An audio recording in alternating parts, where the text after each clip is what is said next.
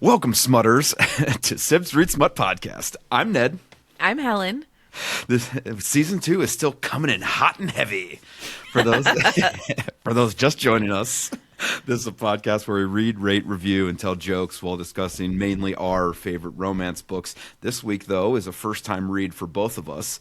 If you have book suggestions or questions, hit us up on the socials at SibsReadSmut on Instagram and the TikToks, or just email us at SibsReadSmut@gmail.com.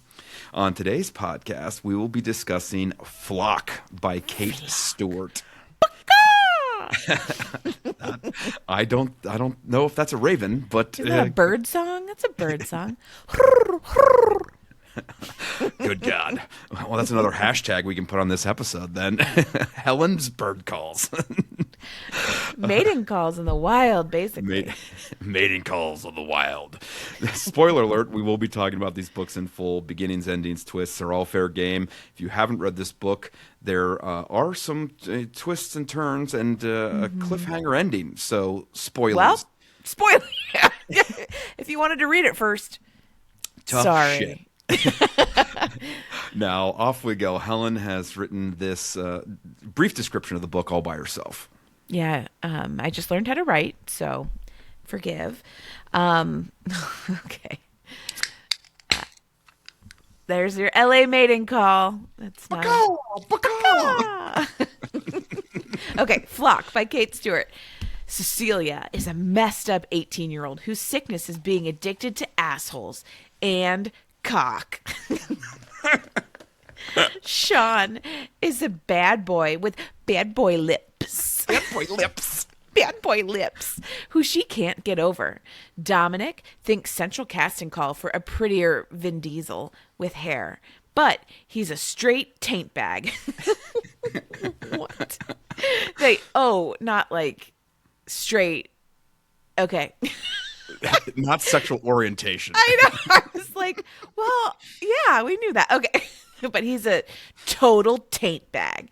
They indoctrinate Cecilia into their secret society / robbery crew, mainly with their wangs. They're all a little fucked up, but now they fall in love and live happily ever after, right? Probably not. Probably not. No. This is my best guess.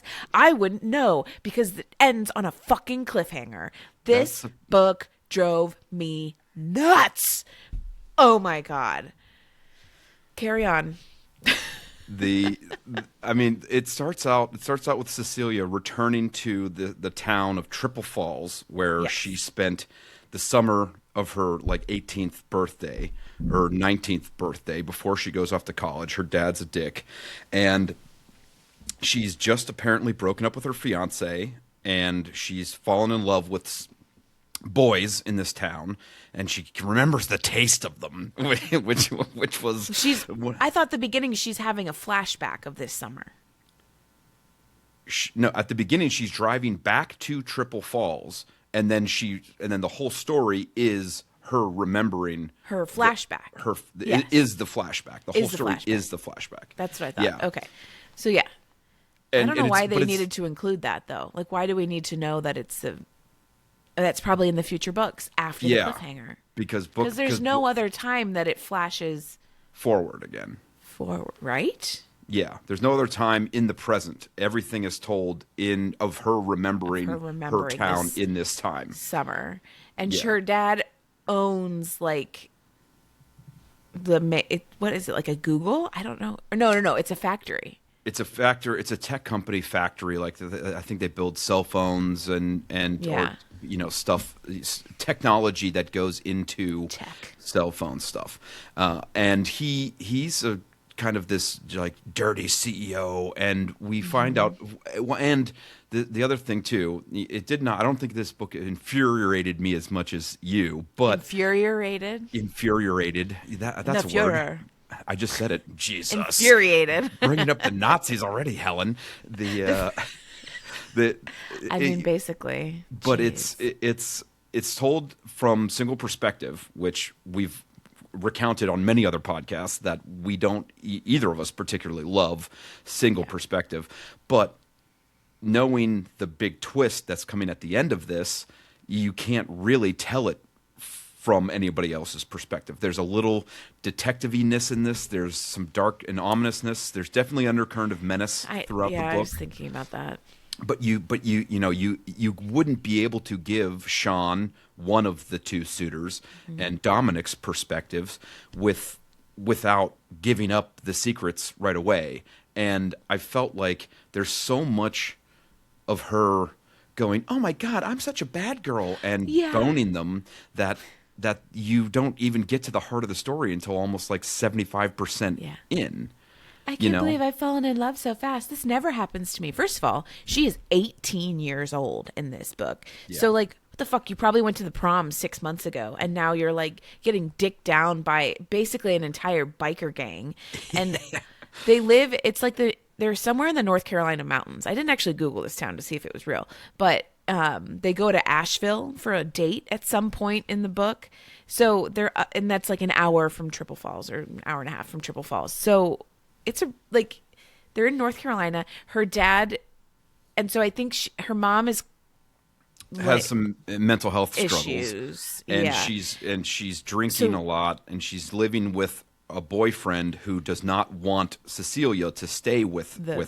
Yes, the main character. So she gets shipped off to the dad to work at his company for the summer or a full year before she goes to college, so that she can get her trust fund and then be able to take care of her mom.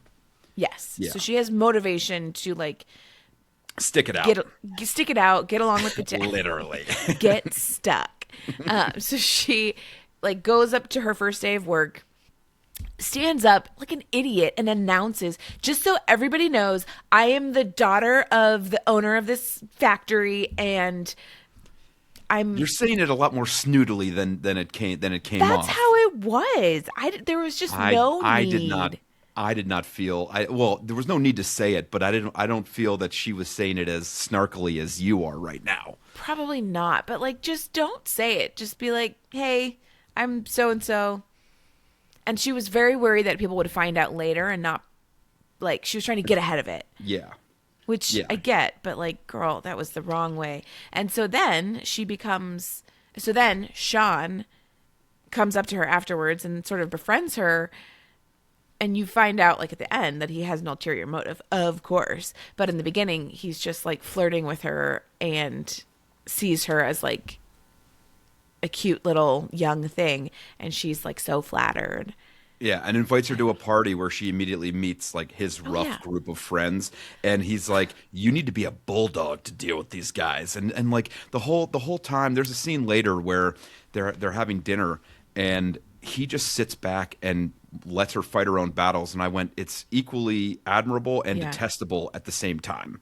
It's I hated that. He wants her to be able to fight her own battles because she's strong enough. He knows she's strong enough to do it, but also just throws her to the wolves, and he does this the whole time. Sean, and the whole indoctrination, very toxic masculinity. I hated it. The whole indoctrination of her and their Robin Hood-esque bullshit throughout this book is just this. I don't know, freshman year kind of world philosophy that I was like, this is dumb. You think you know about the wider world, and there's some dark shit going on in this town, but I was also with all the philosophy talk, especially from Sean, and she sees all these other girls at the party, a lot of which are these bottom bitch type girls, if you can read this, what is a bottom bitch? My bitch fell off, kind of. They're like the badass top dog women of the men who aren't part of the gang, but they're associated because they're dating members of the gang. Okay. Or the top prostitute in a harem of prostitutes. There we go.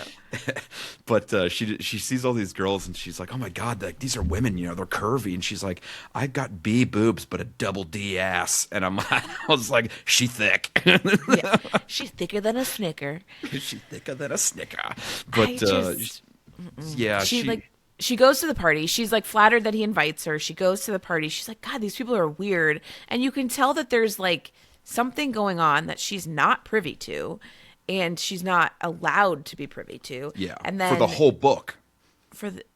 ugh.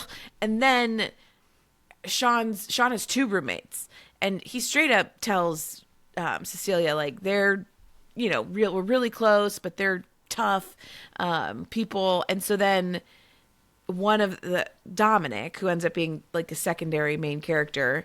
So this is kind of a dual. What is it when you have two polyamorous, right? I mean, Yeah, I mean a reverse harem is what they usually call it, but even that is usually more than two guys. Call it? Yeah, that's literally what it's on, like Goodreads and stuff. It's reverse harem. Oh, really? Okay, there we go. See, so she meets Dominic at this party as like just the roommate of this guy that she went with, and he is a total asshole to her and kicks her out. Yeah, tells her to leave. Like, you can't be here. Is really mean to her. Which then it's like, so that's kind of like they have a negative interaction in the beginning, and then they come to fuck much later. Enemies to lovers type thing. Ish. Yeah. I mean, yeah. And then Sean is just like he seems really young to me. I think he's like 25, but he seems very young to me in that he's like, well, I, wanted to be friends with her to use her to get to her dad and, get all this stuff for the As Robin we find Hood. out later in the book. Yes. Yeah. That like they're it's like Boondock Saints is what I keep thinking of just the, like, they're doing good things for people who are getting screwed over by like the man, and so, but they're illegal. So well, yeah, you texted me that, and I was like, I don't know. I just kept envisioning, because they're driving all these muscle cars and everything else. I full on imagined the Fast and the Furious, the first one, where the police officers trying to infiltrate a crew of car thieves and heist people, and I just kept thinking about that the whole time. Thus, the Vin Diesel reference in the description of the book. That makes more sense. Yeah. That's make more sense. But that's what I was envisioning. Like, oh, she is one. She is one of the girls on the outside of this heist crew. And I mean, they're like at one point early on, Tyler is the other roommate. He's the veteran that we meet a little bit later in the book, which his book also just came out, where he's in love with Dominic's aunt and leaves. And yes. But that book just came out. I saw it in Barnes & Noble the other day. Oh my gosh. And it's big. I mean, it's a massive book. Okay. But he goes, oh yeah, he comes back with like bloody knuckles or something. It's like, oh yeah, I just robbed somebody, and everybody kind of laughs. And she later on in the book goes, oh wait, he actually did just come back from robbing somebody, and they were like, yeah, he did. And and she's all googly eyes and getting that downtown rumblies. For Sean, around the pool. There's a lot of pool talk because she has a pool at her dad's huge mansion, and she's just got that they call the castle or something. Yeah, she's got like just this craving thirst for dick, and he's not giving it to her because we've come to find out later he was trying not to get attached because eventually they were going to fuck over her dad, screw her, and they were going to use her to get to him. So like when Dominic and the boys come over for a pool party, they sneak into the house to use the bathroom. Well, we were finding out that they were putting cameras in and tapping his internet lines and all this other kind of stuff. They were full on infiltrating the house, using her to get in, and we as readers too are oblivious to this the whole time. Mm-hmm. And this was also a book where just the bad boy nature of it. He's smoking the whole time. Like everybody's smoking pot and smoking cigarettes, and it's. I think it was just an excuse for her to talk about his bad boy lips, the whole time. But and Sean calls her Pup as a nickname, which I hated. Vomit. Hello, pup. Pup should be like British or something. Hello, well, and her chatty co-worker that she works next to says like, be careful with those boys. They like to share women and whatever else. Mm-hmm. And we come to find out that they do because they don't live by society's norms, and they, all his philosophy. They're the Raven Hood. Yeah, the Raven Hood gang, whatever else, and it's a huge, massive, enterprise, criminal enterprise, and she also during this time she's going on dates with Sean, and she's now still getting the downtown rumblies for Dominic, even though he despises her, and but just he's so hot to look at and whatever else, and she's playing a dangerous game with him, and now she's acting like now I felt like she was now acting like the kid she never got to be because her mom was such a mess and she was the parent for most of their relationship, that she, now was acting like the slutty high school teenager that she never got to be because she was always taking care of her mom. And, Okay. I was like, okay. And and Sean's got a lip ring, just even more to bring. Wait, he does? Yeah. Ew. Gross. Because so just lots. I just have a note in here. Lots of mouth talk, like just talking about his lips and his ring, and she wants Did to she bite smell him? I not too much smelling in this. Not that I caught. He smelled woodsy at some point. Maybe Yeah, like she remembers the scent as being like the outdoors because they hike a lot together, and which brings us 25% in. I mean, a respectable amount of early time. They go to the waterfall, and he's been like kissing her on the forehead and doing all this like coy stuff because, as we find out later, he's gonna fuck her over and doesn't want to get attached. But he's like, if this is gonna happen, you need to make the first move, which she does. And immediately. He mouth sexes her behind a waterfall. So 25% in, there's a waterfall in her panties. In her panties. So Don't go chasing waterfalls. Listen to the rivers and the streams that are near you. I don't know. I don't know the words. Stop singing it. YouTube's gonna kick our episode off. I mean, that was Copyright horrendous and not even the TLC. right words. So, Close enough. but yeah, it was pretty hot, pretty steamy scene with his magic mouth. My Thank subnote God on the that sex is was good. birthday Sorry, dining out on that poontang. Wait, that was for the waterfall scene? Yeah, that was for the waterfall scene. Whose birthday was it? It was her birthday. It was her birthday dinner. I really picked up on all the small details. Yeah. Well, and the line in there that I loved was, Sean has a smile that could melt the panties off a nun. Do you think nuns wear underwear? I mean, there's probably. no need. You have like 12 layers of 12 layers. What dresses was that? on. What was that meme that I used to send around? That's more suspicious than a nun doing squats in a cucumber patch.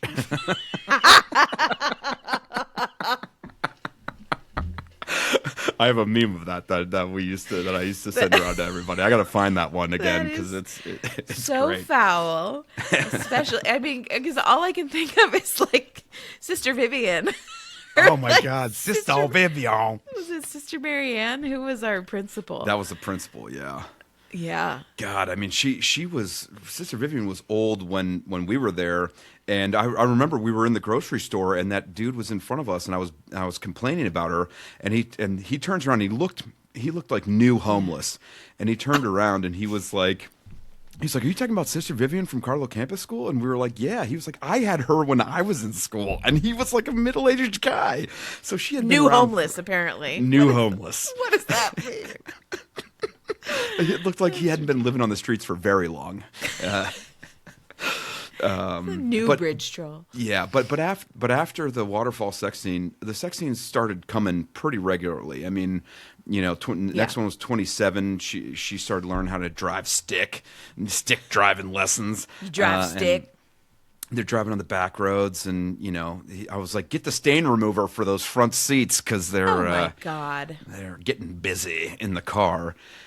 And he's indoctrinating her slowly into the gang mentality, and so he leaves her to watch this grandma who makes tortillas, and she sees her steal money out of the cash register, and she's all, oh my God, this is terrible, and she's going to complain about it to Sean, and then the grandma comes out and gives the money to her Son and grandson. Her son and grandson who's blind and very very disabled, and Sean is like, well, this is she's doing it for a good reason or whatever else, and well, he doesn't even go that far even at this point. There's still so much coyness around them tap dancing around what's actually going on that I found maddening. Yes. And I'm like, okay. Because at the end of the day, this isn't a detective story, and so it's like it's a romance that has some dark parts to it, but we're not privy to any of that, and it's why, and she wants to know too. It's not like she doesn't know that something's going on, but 30% post bar grinding or bar grinding turns into parking lot quickie, and then. That night, she's staying over at Sean's place, and she just sees Dominic naked on the bed, and she stares at him for like 5 minutes. And he is staring at her. No, he was asleep and wakes up and sees her, but like he was sitting up in bed with a hard dick, and no, then he was laying down, and she stood there so long that he woke up.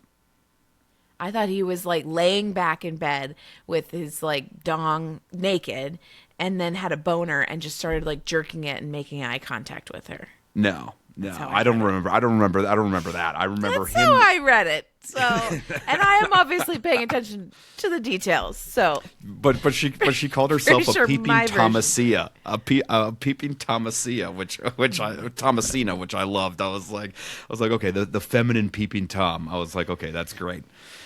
Should be the peeping TT or something. Yeah, but then he's just mean to her still, and tells her that she has a dirty cum-covered mouth at one point when they're arguing with each other.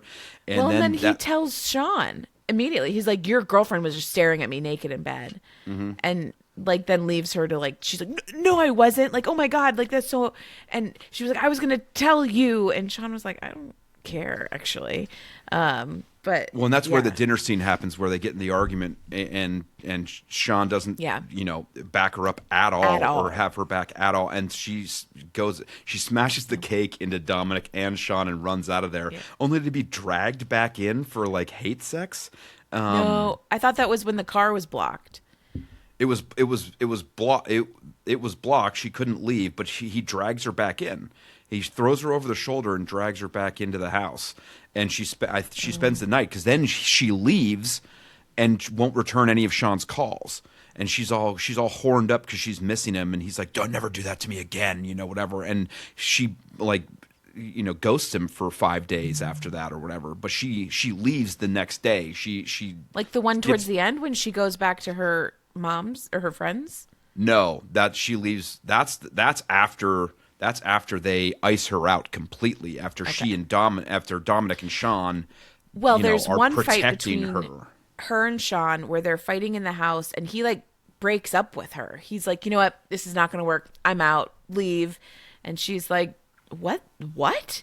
And she's like so surprised, and then she goes to leave, and he like runs up behind her. He's like, "I'm so sorry, I didn't mean it. I just got so nervous because I like you so much." And it was very hot and cold, and it pissed me off. I mean, the like that was love later. bombing. Is it? I don't know. There's so many.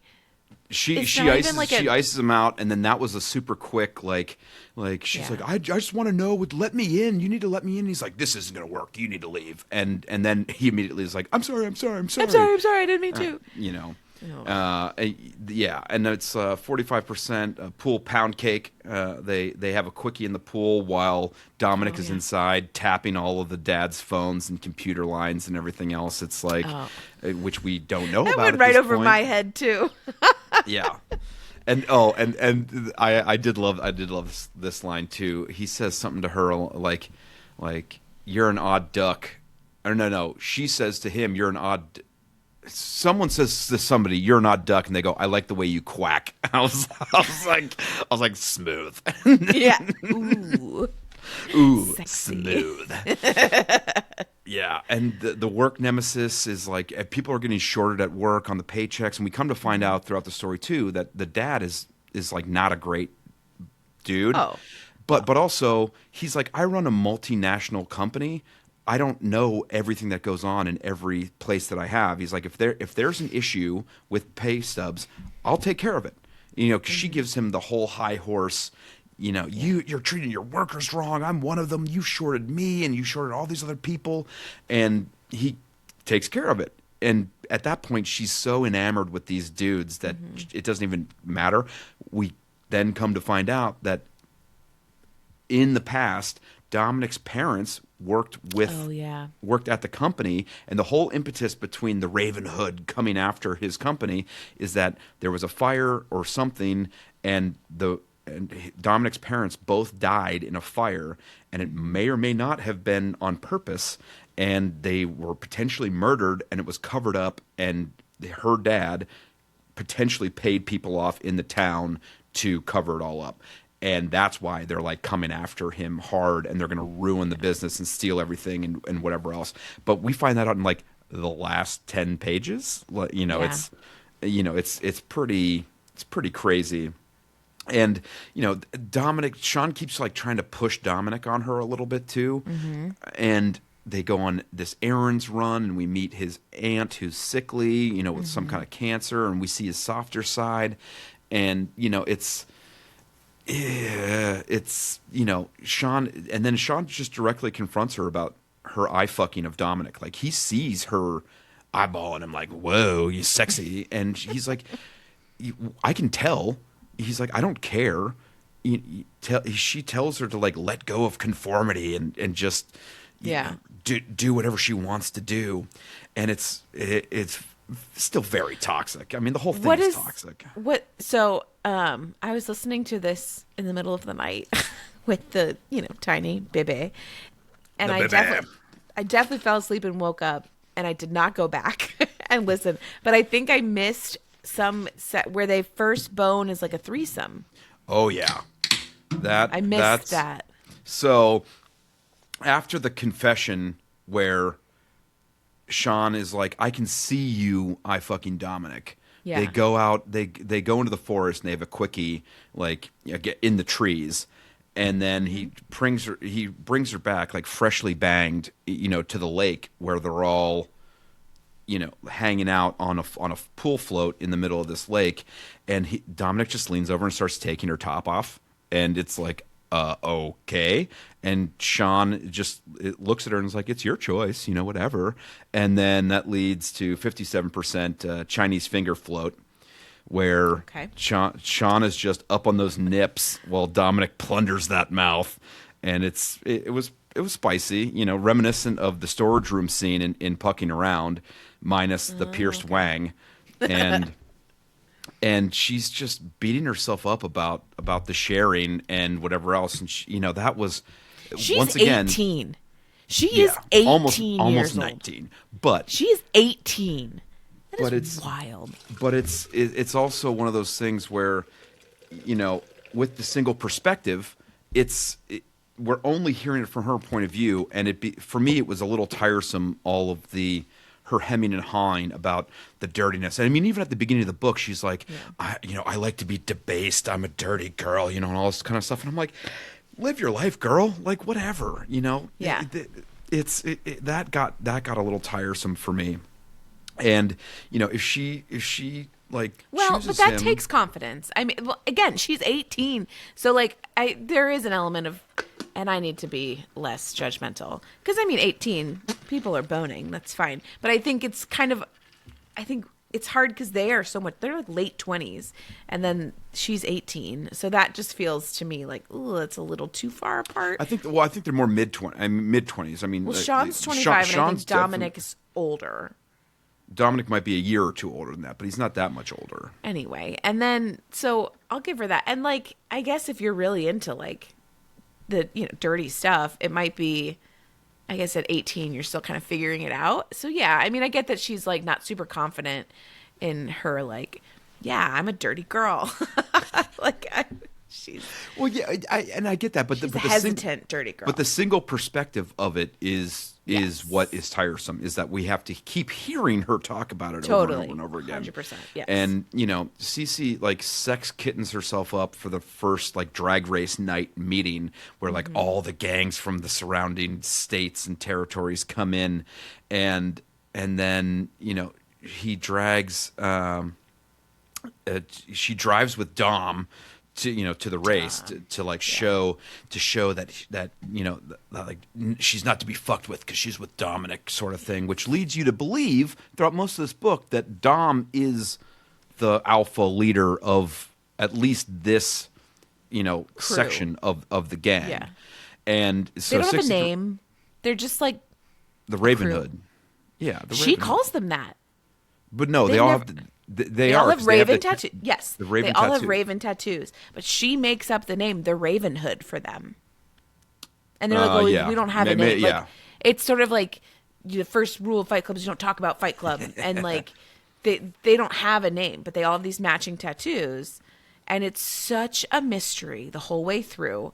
Like Sean and Dom never tell her what's really happening. She's getting glimpses here and there, but it's like, we have a secret we can't tell you, but we can't talk about it at all. And there's a very funny Goodreads.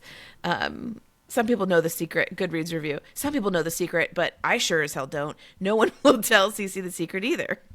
And it's like, what the fuck? The book felt like it was written without a plan. What? How many stars did they give it? Well, but these are like the top reviews. These are the most liked reviews. And the intro to this review says, "I'm not a stupid person, but I really, really do not understand this book. I just don't get it." And then they talk about all the crazy stuff. And then this is my favorite review. Cecilia grew up sick. I grew up literate. Burn. This book made me wish I'd skipped over preschool and elementary. I know I'm skipping ahead. We haven't even finished all the sex scenes. But like, these reviews had me crying laughing. So those are the two most liked reviews. They both gave it 1 star. But anyway, we can talk about this at the end.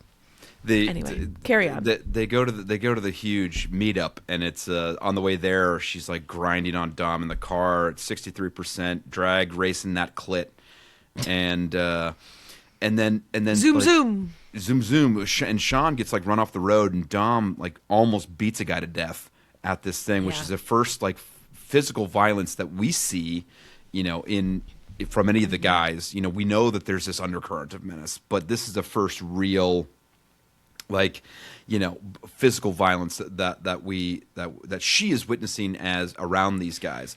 Well, and Sean drags her away. Oh yeah, he takes her away. But before, like, while Sean and Dom are driving and racing, she's like trying to talk to the other women and other people at the party and like get some information, and no one will tell her anything. Any information, and everyone's like, "No, what do you mean? Oh, you're with them, but you don't know? No, okay, we don't know." There was a girl, like somebody was like somebody's little sister or something, or yeah. She came and she was like, "Who loves Sean?" Really and she was like, "Nope, sorry, I'm fucking both of them." Yeah. They're both mine. Sorry. Yeah. Well, and then I was like, Cece sees Dom beat the hell out of this guy, and she could just drown a toddler in her panties. Gross. And then Sean gets her in the car and drives her out of there because it's now a semi-dangerous situation, and the police follow them, and he runs away from the police with her in the car, and then they get home, and Dom comes back. He hides. He outpaces them and hides. Yeah, outpaces them and turns off and gets away from them. But 70% in, Dom finally comes home, and he's injured, and she's tending to him.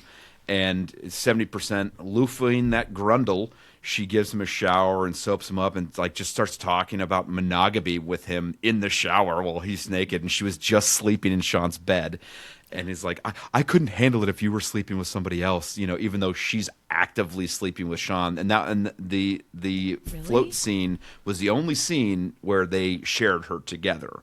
Yes. She was technically dating both of them and doing dates with both of them separately and sleeping with them separately. They never did sleep with her together again, which, okay. But she's still beating herself up about that one experience. And then 72% computer competence porn. He's like doing all the matrix numbers coding. on his computer, and he's coding. And she's just like, "Oh my god!" Well, vagina just erupting. She sees all the books in his room, and she's like, "You read?" And he's like, "Yeah. What do you read?" And she's like, "I just read romance novels," which he bought a whole like row of for her, or whatever. Which he has a softer side. Oh my god! Can you believe it? But he also went to MIT. None of these guys are idiots. Sean was a manager at this company, so he's obviously not a moron either. Like these guys aren't stupid. John went to MIT, and he's like pretty much a computer hacker. He steals. We come to find out in a little bit here that he's actively stealing from major corporations who fuck over their employees and then giving it back to the town or to causes at large. And then she spends like a lazy day with Dom in bed, 80% porn book pounding. She's reading her dirty romance books, novels. and he just starts, like blasting her on the bed. He's like, I don't keep need reading. You to do the finger motions. I don't need that. And No, she's just constantly beating herself up. And Sean's attitude the whole time is like, I don't care. And at some point, he even says, he's my brother. I've known him forever. I don't care. I just hope that if you do need to make a decision, you choose me at some point. I don't need you to I don't need you to choose, but if you do, I hope you choose me.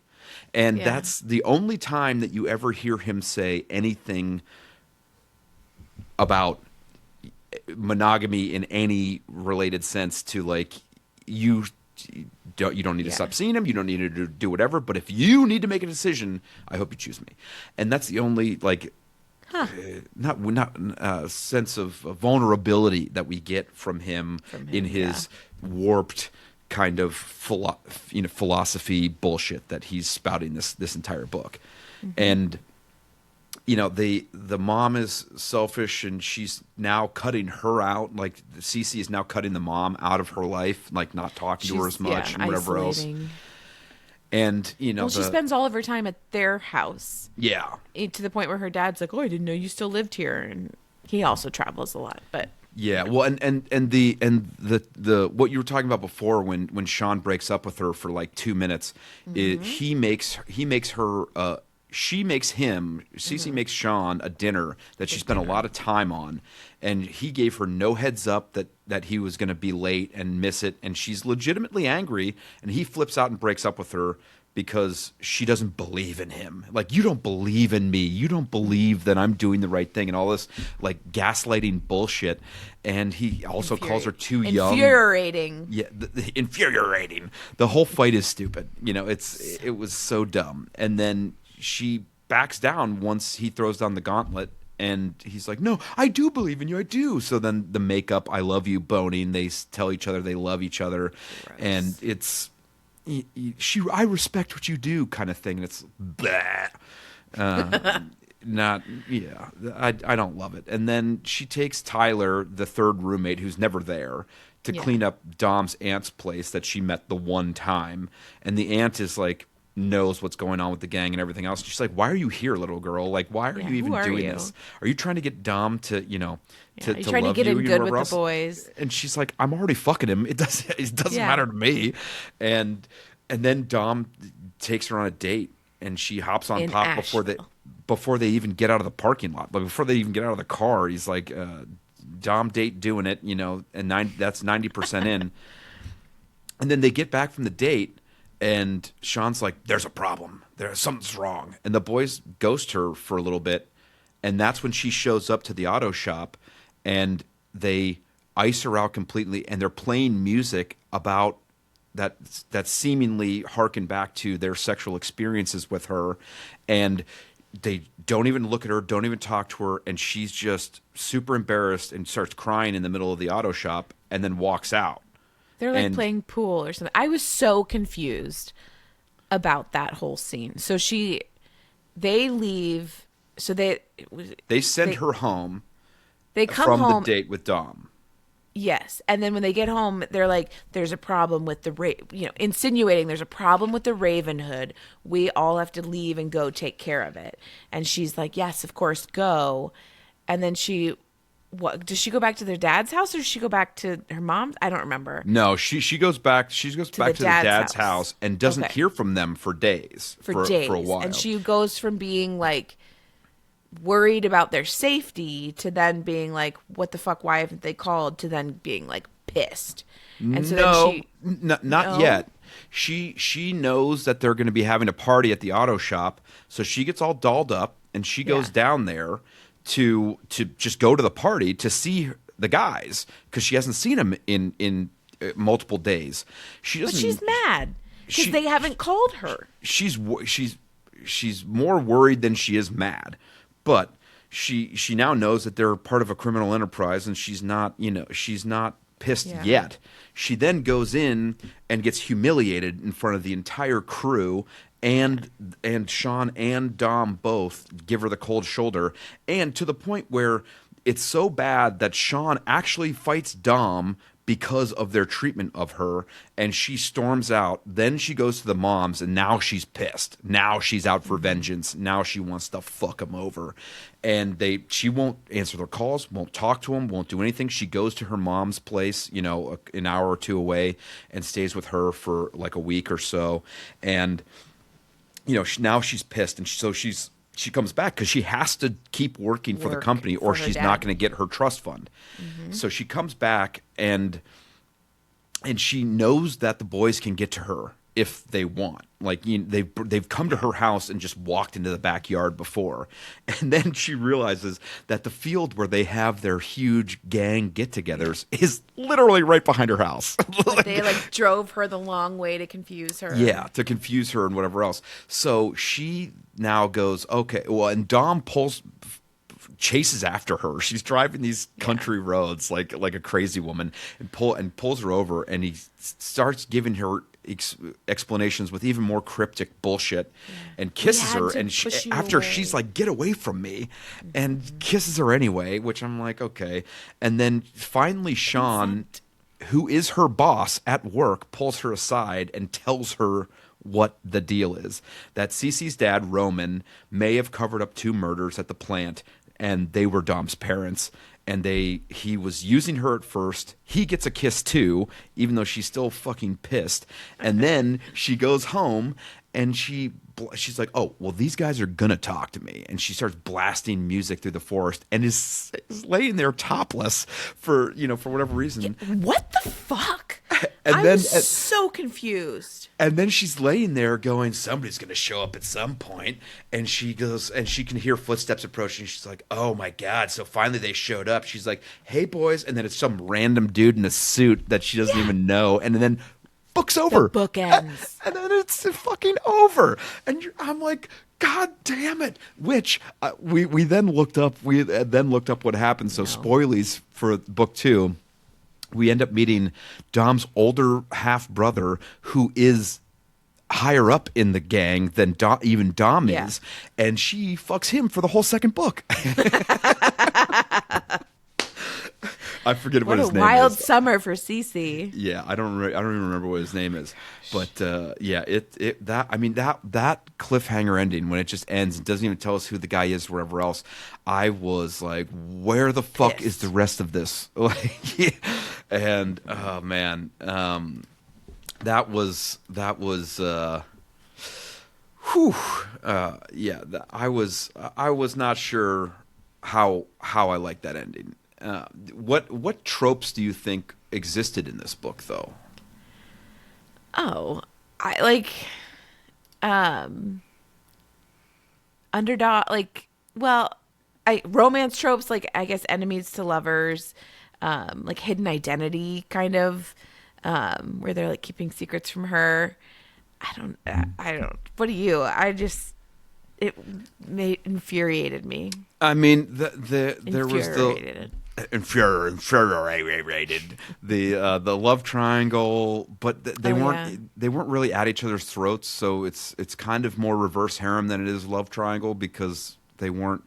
No one was telling her to choose between them. So to me, love triangle is you have to pick. Yeah, they may or may not know about each other. They may or may not be angry with each other about them being in a three-way. But so more reverse harem, but the forbidden love kind of thing where she's dating the bad boys, and it's reminiscent to her mom, who the dad was of a very rich family and banged the mom and then dumped her and only gave money to the mom. The mom raised her as a single mom shittily. Because Cece was pretty much the adult for most of her childhood, and then there's there's other series. We haven't read them on the podcast, but we have read other books where there's a morally gray area of characters. Well, I mean the knock 'em out series. Yeah. There were some darkness and some Dicey. Undercurrent shady of shit menace. going on. Yeah. Small town with secrets. I mean, this is a small town. Small town romance technically. Didn't feel as good as Knock 'Em Out. Like in Knock 'Em Out, you're really rooting for those characters, and like even the guys who are doing bad things, but for good. I was not rooting for any of these characters. Well, and in this one, she puts herself down so much you almost Yeah. side with her against herself. It's like Against yourself. You're like, it's you do suck. Yeah, I want to root with you. I want to root for you, but you're right. You kind of do suck. Yeah.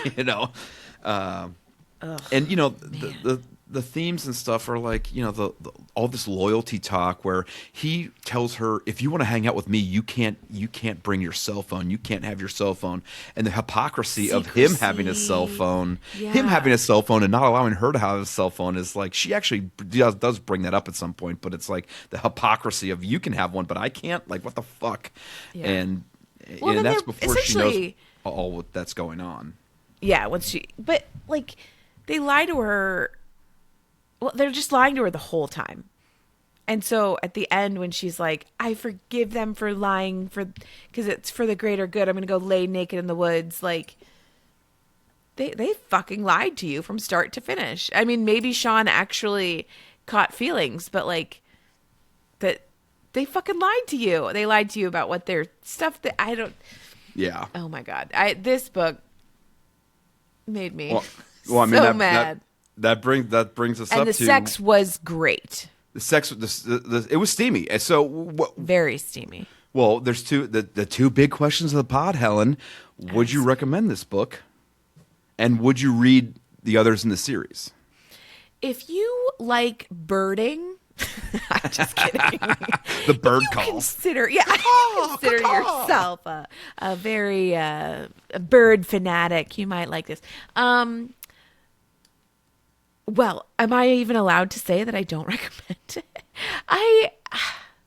You can say it's not your cup of tea. It's not my cup of tea. And I do feel like I'm glad you brought Knock 'Em Out up because I feel like there's other books that do this kind of like, bad boys and the young. I just feel like there's other books that do this type of relationship really well. But is it Kate? What's her name? Kate Stewart writes a mean sex scene. So like, it wasn't a total loss. I feel like there was like, okay, the steamy stuff was really steamy and very well done. And so like, and even reading some of the Goodreads reviews, a lot of people say like, we've read her other stuff and we love it. This one just wasn't for us. So I'm definitely interested in Kate Stewart's other books because people seem to really like them. And this one even is very highly rated. I think it just wasn't, I don't know. It didn't hit for me. What did you think? Would you recommend it? I recommend it. Maybe. I want to know what's going to happen, so I'm absolutely going to read book 2 and 3 for sure. You're a series girly. You love. I'm a real series girly. Girly. But yeah, I want to know what's going to happen, so I'm gonna read forward. Would I recommend this? It was what was that surfing book we did last season where the surfing girl and the singer woman. Got together. The Summer We Fell. I kind of put porn. I kind of put that in this category of the trauma porn, where it's not my cup of tea either. But it's there was some confusion at the beginning about how the story was being told. But I do think Kate Stewart is a good author, and I would absolutely read some of her other stuff. I'm definitely going to read the other books in this series because I want to know how it's going to end. I love a heist story and everything else. But I would recommend this book to a specific subset of people. I wouldn't just give it a blanket yes, go read it to everyone. It would be, if you like trauma porn, if you like the spiciness factor is spicy. Where would you put it on the spice-o-meter? Medium plus or Yeah. spicy minus, because the scenes I don't know, I'm inventing ratings now, but yeah, probably medium plus is where I would fall, because I wouldn't want to say read it for the spice, because the spice is great and sort of redeemed in my smut eyes.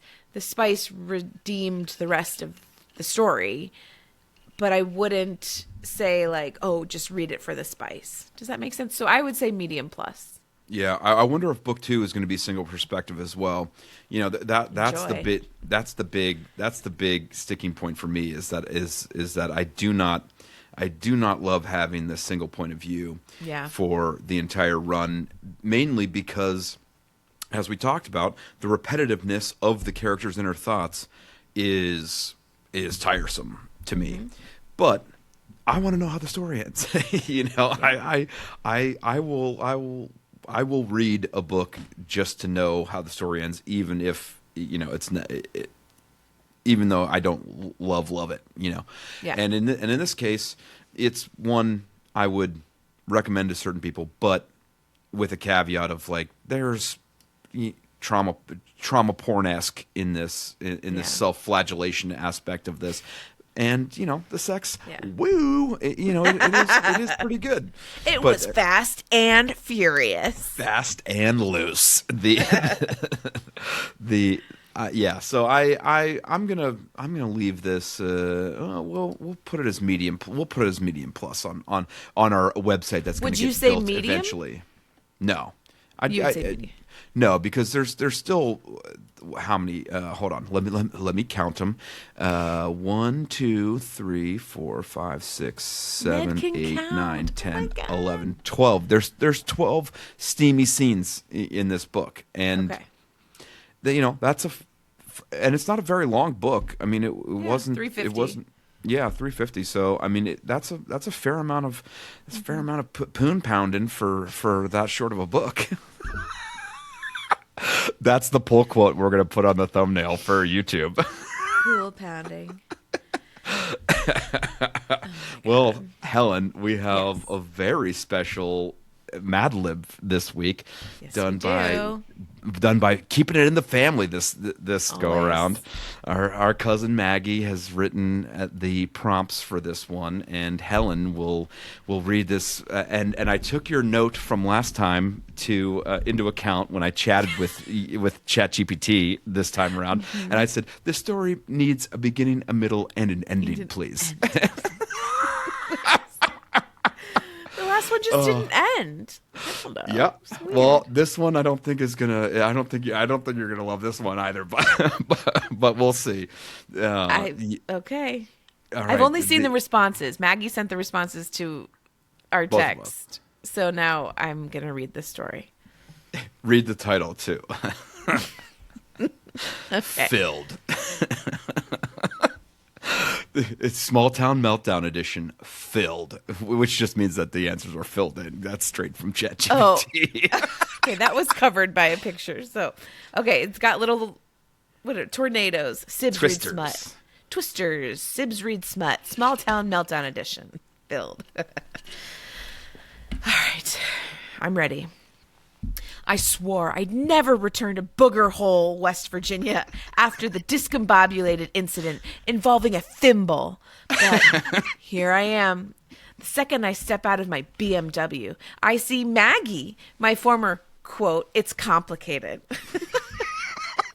They're holding a cocktail shaker and wearing bloomers. That should honestly be illegal in Booger Hole, West Virginia. You've got some eyes coming back here, they say. I try to act wet. But then the annual Apple Fest explodes, literally, after someone releases a rogue squirrel into the crowd. Next thing you know, oh no, hang on, shit. Next thing I know, we're trapped together inside the elevator, breathing heavily and arguing about the night we pooped behind the covered bridge.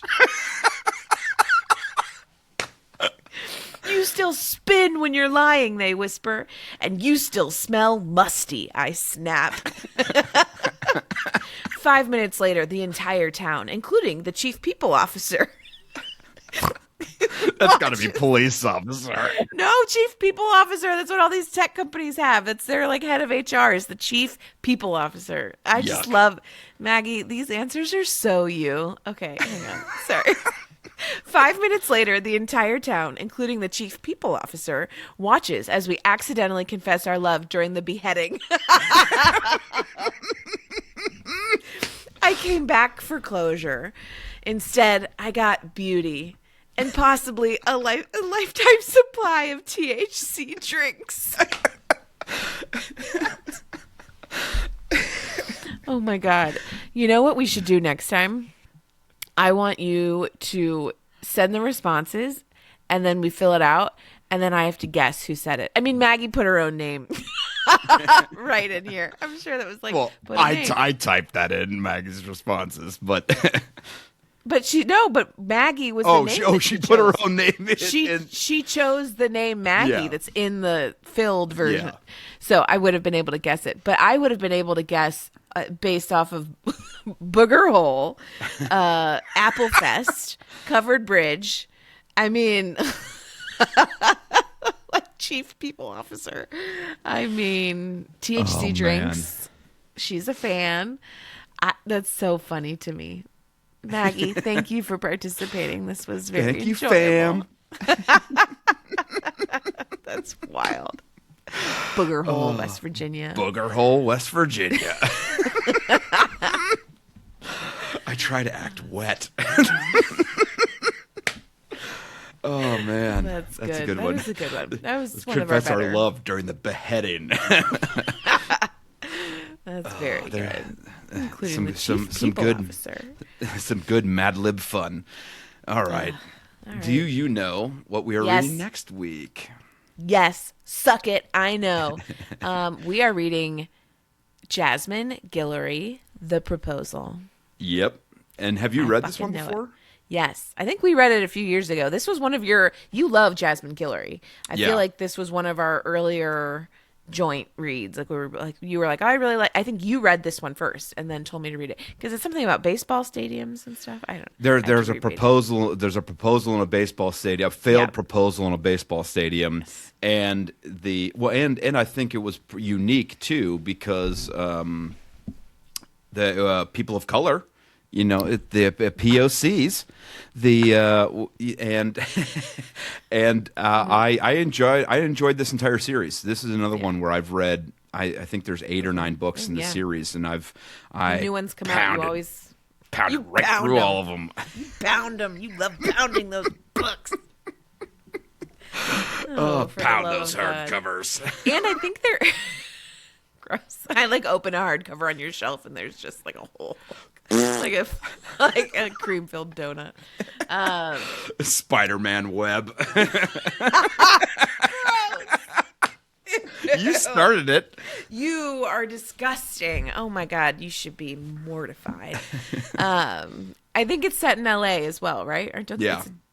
So I love books set in LA because some of the later books bounce around to the Bay Area and one of them's in England. They stay in the house of some duke or something. But it's good. And I can't remember the spice level on it. I would say it's probably in the medium zone, but you'll get all the tea next week. That's Smutters. Right. Tune in. Tune in next week. Any last thoughts, Helen? Any last comments?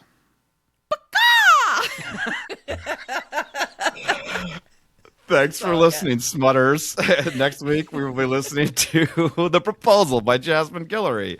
If you're liking our bullshit generally, please read, rate, subscribe. Thank you for listening and tune in next week, Smutters. Stay smutty. Baka! That's closer to a raven. Yeah, we're done.